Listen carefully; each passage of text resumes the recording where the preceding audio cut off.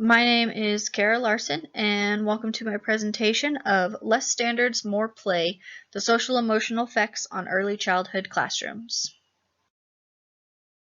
Just a little bit about me before we get started. I am a farmer and rancher wife. I'm an educator currently teaching kindergarten in a very rural school district on the Eastern Plains of Colorado. I am a mom. My oldest will be 2 in May, and my youngest is just 4 weeks old. I consider myself a lifelong learner both in and out of the classroom. I am seeking my Master's of Arts in Curriculum and Instruction, and my last step is presenting my capstone project to you guys. By the end of this presentation, I hope that you learn more information about the prior research that has been completed on my chosen subject, the methodology that I picked to complete my research, as well as the data, the type of data, and my results that I collected, and my action plan moving forward. There is no denying that kindergarten has changed since I was in kindergarten. I learned a letter a week. If I learned it, great. If not, I would learn it when I was in first grade. I spent most of my days playing and learning how to sit on the rug, learning how to use scissors to cut paper, learning how to color in lines, and that is just not the way that kindergarten classrooms are ran today. There has been research dating back to 1988 completed by Shepard and Smith over the concerns of this shift in kindergarten of adding more and more and more academic time and more expectations for our students, and the decrease of that playtime and that decrease of the amount of time learning those essential lifelong skills of how to be a friend and how to share and having playtime in the classroom. Some of the reasonings why the shift or the change has been in kindergarten is because of mandates and policies that have been passed or implemented. Building administration pressuring teachers to have their students at a certain academic level by the end of the kindergarten year, and as well as external pressures such as pressure from next grade level teachers, as well as middle class parents having higher expectations and higher academic achievement expectations for their kids, so that pressures the teachers to meet that pressure, meet that expectation of those parents. More and more the curriculum and standards have just been being pushed down and down and down into kindergarten, and some researchers have even gone as far to say if kindergarten is the new first grade. Researchers have sought out the perspectives of current kindergarten teachers, and it was found across the board that there has been an increase in academic time and a decrease in playtime. Kindergarten teachers really feel the pressure of meeting the standards, and they fear the long and short-term consequences for their students because of these standards.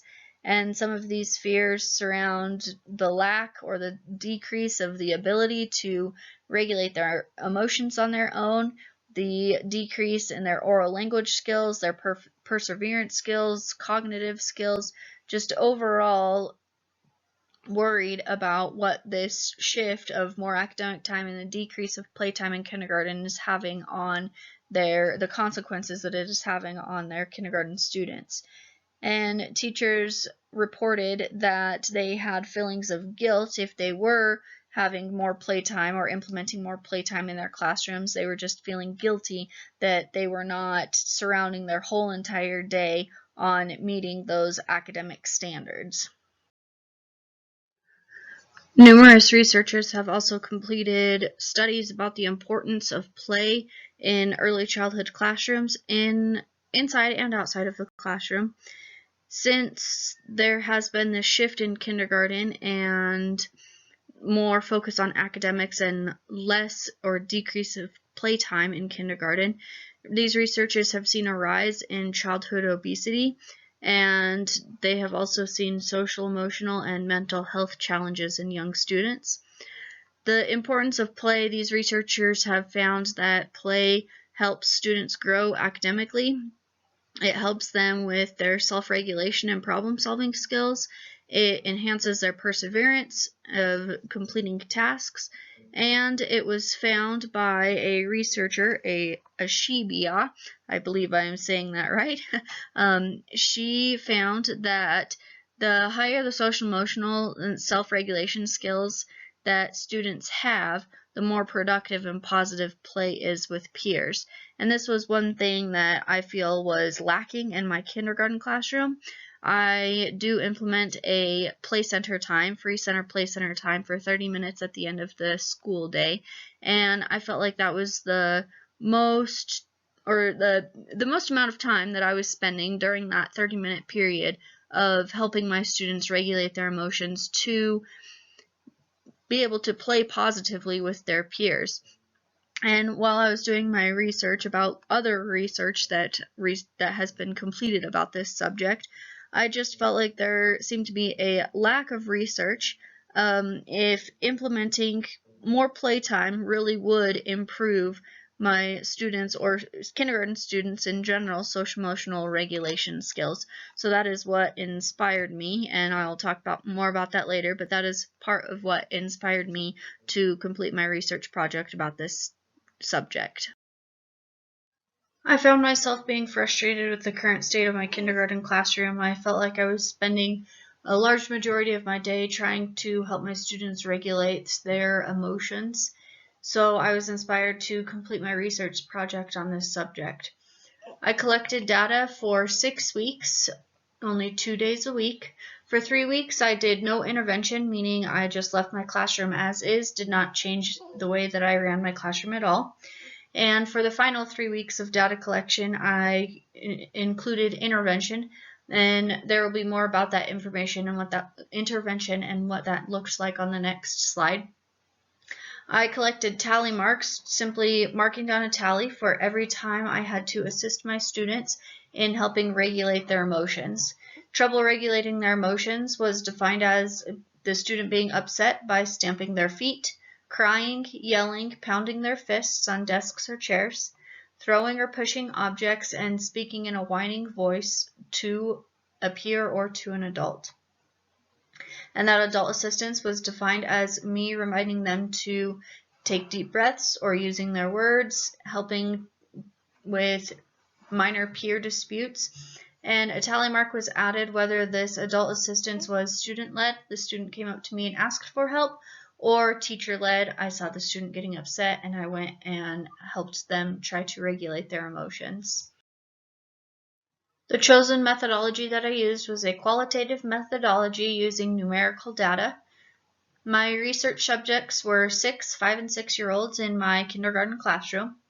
I did 3 weeks of data collection with no intervention in place, so I left my classroom as is, did not make any changes. And for 3 weeks with an intervention in place, and that intervention is defined or was defined as an extra 15 minutes of free play time in the morning, which included time with Legos, Play-Dohs, magnet tiles, etc., and an extra 15-minute outdoor recess in the afternoon. Completing this project ethically was of highest priority for me. Before beginning, I went to my administration and gained permission to complete my research within my classroom. I completed an application and got approval from the IRB, or the Institutional Review Board. I sent consent and assent forms home with my students so that their parents and my students could sign them. And throughout data collection, I kept my data in a locked cabinet, and only myself and my administrator had access to that locked cabinet. Here is the data that I collected during my 3 weeks of no intervention, so keeping my classroom as is. As you can see, throughout this time, my students needed my help in assisting them in regulating their emotions 101 times. So I knew that I was doing it a lot of times throughout my day, but I did not know exactly how many, so it was nice to have a number for that. As you can see, on Wednesday of week 1, there was a pretty big uptick in the number of times I needed to help my students with this. So one of my students who struggles the most with regulating his emotions was absent on Monday and Tuesday due to illness and returned to school on that Wednesday. And he needed a lot of extra care and a lot lot of my extra support that day in helping regulate his emotions. So that was the reason why there was that uptick on that Wednesday. Here are my results from my research when I had that intervention of place of that extra 15 minutes of playtime in the morning and that 15 extra minutes of recess in the afternoons. As you can see, there was a decrease this time around. My students needed my assistance to help regulate their emotions 73 times.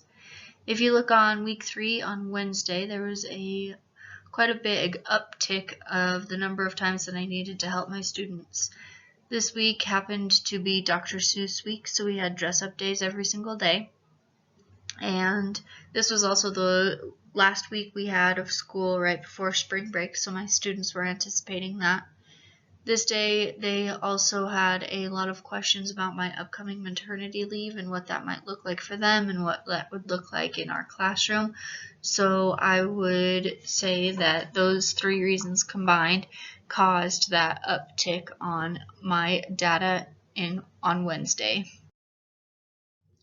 As you can see from my last 2 slides, there was a decrease in the number of times adult assistance was needed in helping my students regulate their emotions.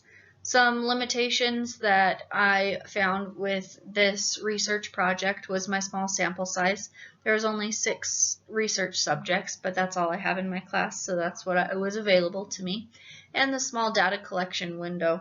It was only 3 weeks with no intervention and 3 weeks with intervention.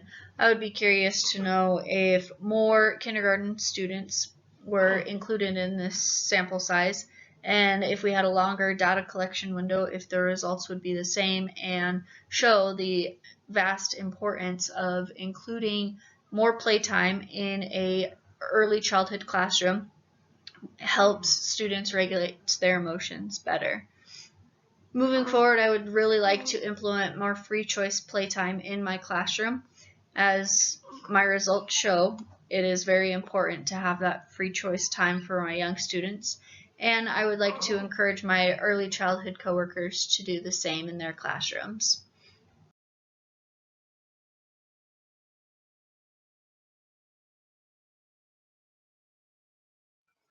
I just wanted to take a quick second and thank some people that have supported me and pushed me to do the best that I can throughout my master's program.